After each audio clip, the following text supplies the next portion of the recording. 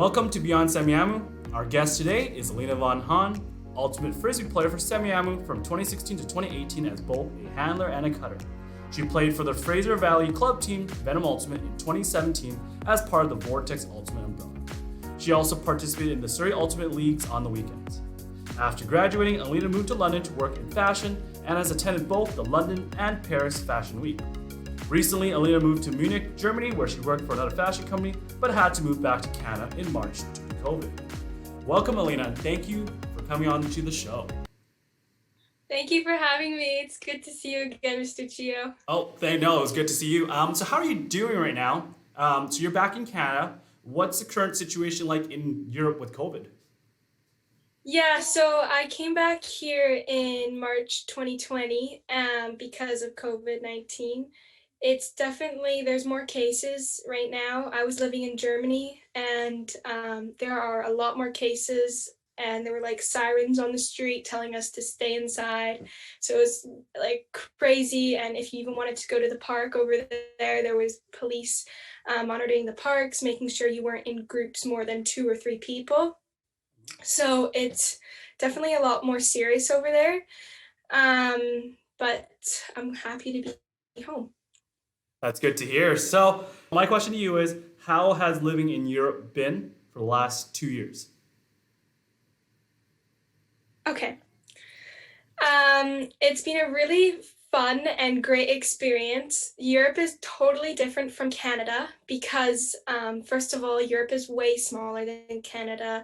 The countries are way smaller and there's a lot more people and a lot more cultures. So it's easy to just take like an hour plane ride somewhere and you're in a total new country, city, language, and culturally it's different. So it's a great place for meeting people.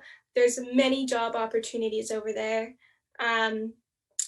Fashion is a lot more established over there, and people really care about fashion more in Europe than here in BC. So yeah, I'd say culturally it's quite different, but it's a good experience if you want to go over there. Also, that's good to hear. It's a different place for sure. So let's get to your modeling side. And so you were an aspiring model. Like, how has that been? Are you still continuing with that right now? Like, what's going on there? Yeah, when I was 18, I signed up with a modeling agency and I got my portfolio worked on. And then with that, I tried to get a couple jobs. I did get one paid job, but in general, like you have to do a lot of unpaid work to kind of get into the modeling industry. And I just didn't have time for that with my regular job. I was working in fashion. So yeah, I just kind of did it on the side, but it was a good experience. And with it, I helped my mom launch her own fashion company. I was modeling for that, and I found a photographer in London and a studio space, and then we launched the business over there in 2018. So um, yeah, it was cool to be a model, but it's not my future. Okay, so let's go to the fashion side now. So you're in fashion now. What drove you towards fashion? I've always had an interest in fashion.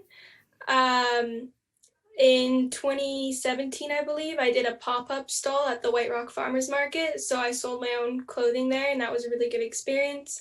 And then in high school, I worked at American Eagle as a side job after school. So yeah, it's always been something that I'm interested in, and I just I kind of just rolled with it after high school. Okay, that's good to hear. Like, it's definitely something to be passionate about, and to see you go into something you're passionate about is always a good thing to hear, especially for a teacher. So how often do you come back to Vancouver, and where do you prefer, coming back to Vancouver or staying in Europe? Okay, so I'd say when I was in Europe, I came back only twice in the 2 years that I was there. Once at Easter, I came home, and the other time at Christmas. It's a long way, especially from Germany, and if you have a connection. So kind of have to choose where you want to stay. I'd say both places here in Canada and BC and Europe are beautiful. for career wise, Europe because it's bigger in fashion.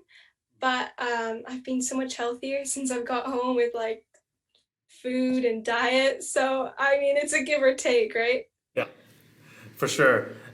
So, what are your goals moving forward? Are you wanting to continue on fashion? Do you want to start your own business? What are your goals moving forward from here? Okay, so I would definitely like to continue with my fashion career and get more experience. I may go to university, I haven't yet, but if I did, I would probably study marketing or business. But for now, I think I can learn it on the job in fashion. So just keep getting experience. And then in the future, I would like to start my own company, fashion company that is sustainable. I really think there is a big direction and future into sustainability. So that would be something I would do. That's actually really good to hear. So going into now more of like you at Semi, but let's start off with a question where we're going to talk about who did you look up to when you were growing up? Like, did you idolize someone? Maybe someone in fashion, for example. Um, I'd say like in at Semiahmoo Secondary, I would always look up to the seniors. They were my idols growing up. I always got along well with them, and they were my inspiration. Mhm. And then as I became a senior and graduating high school, I didn't have anyone particular in mind, or like when I was growing up, but I'd say like anyone that lives a healthy lifestyle. I follow lots of people on Instagram that live in Australia and Bali and Hawaii. So like seeing their lifestyles is pretty inspiring and helps me decide what I want to do with my life. Okay, that's actually a really like motivating thing there, right? To live a healthy lifestyle and idolizing those people. So let's go back to your semi-annual playing days now. You played ultimate frisbee. Now it is a sport that is not as well known, but you played for about 3 years at semi. How was that experience playing ultimate frisbee, and what do you miss most about it? I loved playing ultimate frisbee at Semiahmoo. It was actually the one of the reasons why I moved to Semiahmoo. I used to go to RL Marriott for 2 years, grade 8 and 9. So yeah, I played ultimate frisbee starting in grade 10, and it was so much fun. It's such a great way to make friends and try a new sport because it is like you don't really know much about ultimate frisbee, right? It's like mostly soccer, volleyball, you name it, rugby. So, but I loved it because it's like no contact, so it's hard to get injured. You're outside, you're running, you're sprinting. It's super good for your cardio, and yeah, I had a really fun time. So it was good. For sure. So moving beyond high school, you played for the Venom Ultimate team, which is one of the representatives for the Fraser Valley. It's under the Vortex umbrella.